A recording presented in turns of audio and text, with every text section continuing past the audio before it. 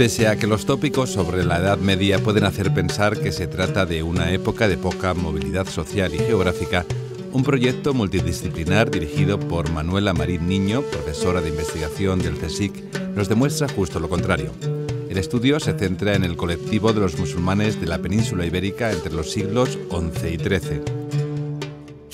¿Qué motivaba los viajes de ulemas, esclavos o bereberes de Al-Ándalus? ¿Era posible que un mudéjar accediera a la élite de la sociedad cristiana?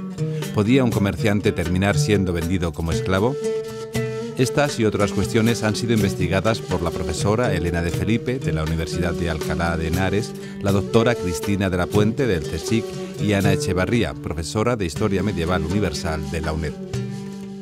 En el medievo la gente viaja muchísimo, y no solamente viaja muchísimo el comerciante o el embajador, sino que viaja muchísimo en viajes de corto radio también la gente normal.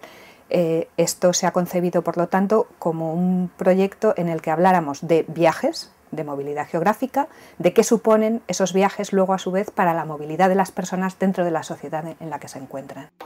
Entre los siglos XI y XIII, Al-Ándalus se encuentra en pleno retroceso territorial y a un nivel político su administración se fragmenta en los reinos de taifas.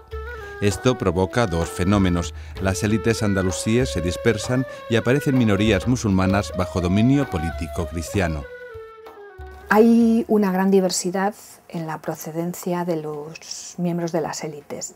Si hablamos del mundo islámico, tienes desde los personajes de las tribus árabes originarias o los que se venden como descendientes de las tribus originarias que conquistaron distintos lugares, pero luego tienes una serie de élites, digamos, autóctonas que se van asimilando poco a poco y luego hay, por ejemplo, en el caso del periodo de los siglos XI al XIII, almorávides y almohades provienen en su origen del norte de África. Cuando llegan al Andalus, ellos tienen que aprovechar a las élites que ya están aquí. Entonces las élites religiosas, los ulemas, los juristas, los imanes de las mezquitas, toda la gente que va a mover lo que sería al Andalus, ya es gente que ya está aquí, cuyas familias suelen ser de tradición andalusí, pero luego ellos promocionan a gente que viene en sus séquitos o que viene del Magreb en esos viajes de descubrimiento o de intercambio y que les interesa, por lo que sea, situar en determinados lugares.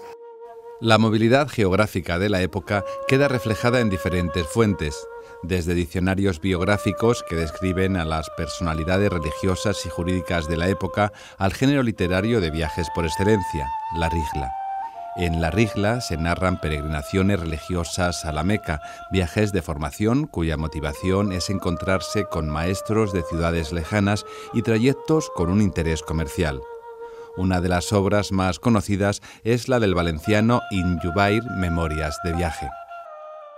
Normalmente son viajes de conocimiento, de iniciación, de peregrinación en muchos casos, porque el viajero aprovecha para salir de sus lugares de origen normales, pues por ejemplo Ibn Jubayr, que mencionábamos del siglo XII, empieza en la península ibérica, pero hace un recorrido de los principales puertos del Andalus, luego ya empieza a viajar por todo el Mediterráneo, te va describiendo las ciudades que encuentran, cómo viven allí las comunidades, qué les sorprende respecto a su lugar de origen, cómo viven los cristianos que viven bajo dominio árabe, una serie de datos simplemente que son como de guía de viajes, bueno, en esta ciudad puedes encontrar los baños en tal y tal sitio, al lado de la mezquita maravillosa de tal otro sitio. Muchas indicaciones que nos ayudan perfectamente a hacernos idea de cómo era la vida en ese momento. Y muchas veces es un contraste muy grande con la falta de información que tenemos por otras vías más oficiales. En la Edad Media, la esclavitud no implicaba estar bajo el dominio de otra persona durante toda la vida. Se podía nacer esclavo, pero también se podía contraer la esclavitud por deudas. El recorrido geográfico de estas personas iba asociado al de sus dueños, sus compradores y vendedores. El análisis del lenguaje es muy significativo para conocer la movilidad de este colectivo y del resto de la escala social. ¿Qué diferencias hay de vocabulario para describir, sobre todo en el caso de las élites o de los grupos marginales, ese movimiento social que se produce de unos escalones sociales a otros? ¿Qué denominaciones tiene? ¿Con qué matices se ve a las personas cuando van subiendo o bajando de la escala social? qué tipo de nombres peyorativos pueden tener. Evidentemente eso es un trabajo más filológico, yo prácticamente no entro, y en cambio mis compañeras del Consejo que están en departamentos de formación filológica entran mucho más. Pero bueno, es una perspectiva también muy interesante porque muchas veces el lenguaje esconde todo ese tipo de matizaciones que hablan de las trayectorias de las personas en un momento dado. En el caso, por ejemplo, de los esclavos, hay muchísimas palabras para las distintas consideraciones legales que puede tener un esclavo. Y ya te están hablando de un mundo totalmente distinto, de ámbitos de libertad totalmente diferentes, para mujeres y para hombres. Ahí hay una información muy grande de mujeres que en otros lugares no podemos encontrar, porque la mujer en las fuentes oficiales prácticamente está desaparecida. La investigación también estudia la movilidad social y geográfica de los mudéjares, los musulmanes que vivían bajo dominio cristiano. Las fuentes castellano-leonesas y la documentación de los fueros y catedrales proporcionan información sobre este colectivo. Dentro de la propia comunidad mudéjar es más difícil subir, lógicamente, porque todo es como más homogéneo.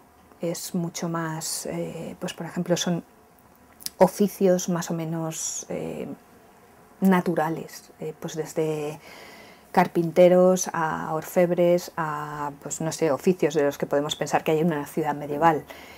¿Qué pasa? Dentro de eso hay gente que se enriquece y hay gente que tiene parientes en Granada o parientes en cualquier otra zona, o en Levante, por ejemplo, que están todavía bajo dominio islámico, y que al establecer redes de negocio prosperan. Esa gente que prospera, evidentemente, pasa automáticamente a ser una élite dentro del grupo mudéjar. La investigación pretende también contribuir al conocimiento de las motivaciones personales de los cambios de estatus y de residencia, ya sean estos forzados o no por las circunstancias históricas.